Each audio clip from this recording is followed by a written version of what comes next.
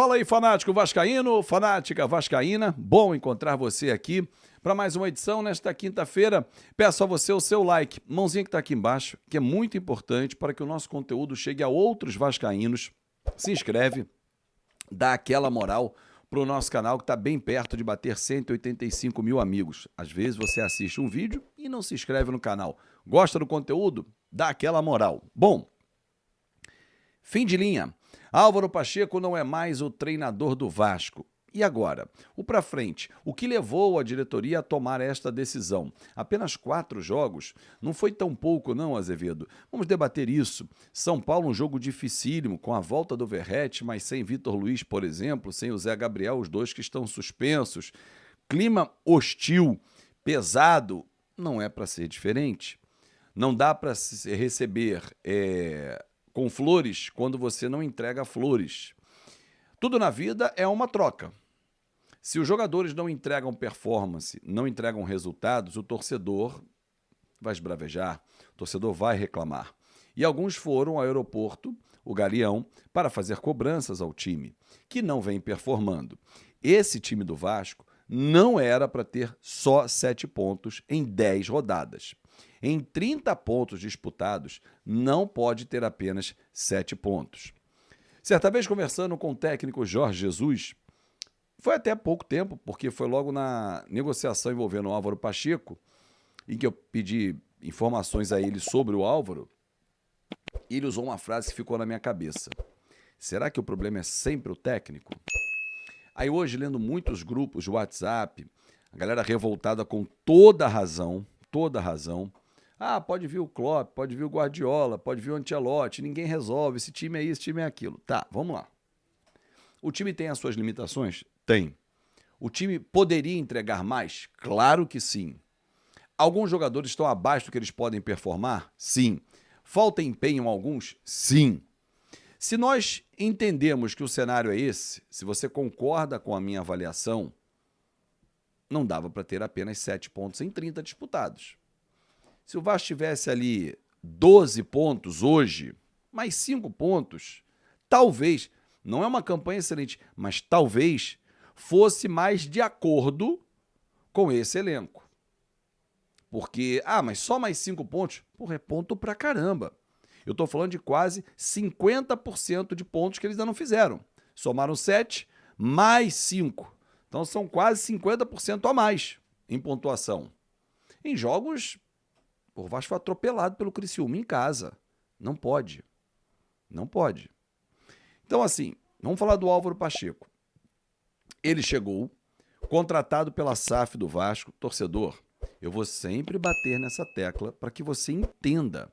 A SAF do Vasco, Vasco da Gama SAF, é uma empresa que tem 2 sócios. Um está afastado, que é a 777, e o outro está no comando, que é o CRVG. Então... não caia na narrativa de que a SAF era da 777. O que acontecia era que as decisões eram sempre tomadas pelo sócio majoritário. A gente pode discutir isso num outro programa, num outro vídeo, se o sócio minoritário se aproximou, se não se aproximou, se tentou realmente tomar o poder, não tentou. O vídeo não é para isso. O que eu quero mostrar para vocês é: o Álvaro Pacheco foi contratado pela SAF do Vasco. Ponto. Ele é um problema da SAF do Vasco.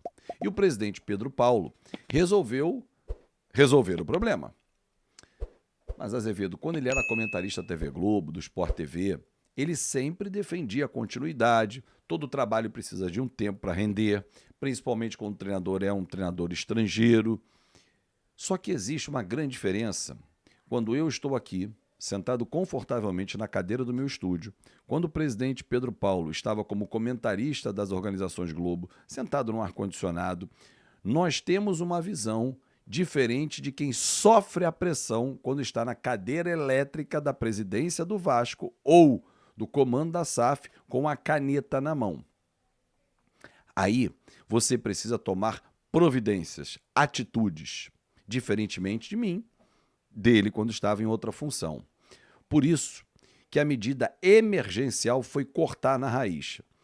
Mas ele cortou porque não foi ele quem trouxe. Não, senão ele teria feito esse movimento quando ele chegou. E ele não é pouco inteligente para enfiar uma dívida na SAF, porque ao mandar o cara embora, o técnico Álvaro Pacheco, você tem que indenizá-lo, como todo profissional. O que ele fez?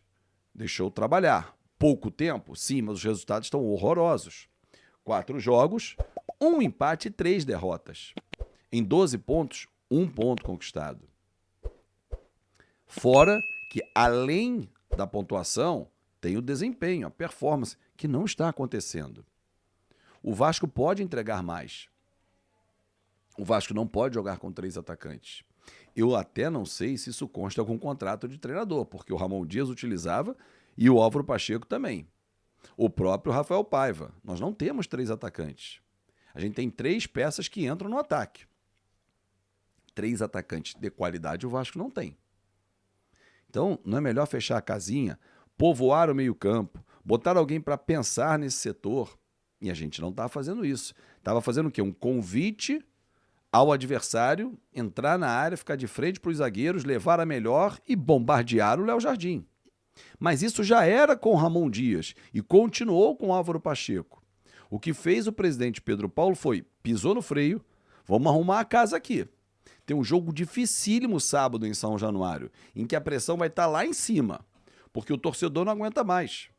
O torcedor não aguenta mais. Quem não está sentindo é aquele torcedor que já largou. Falou, cara, Darcy, larguei. Tô andando. Não dá mais, cara. Faz mal para minha saúde.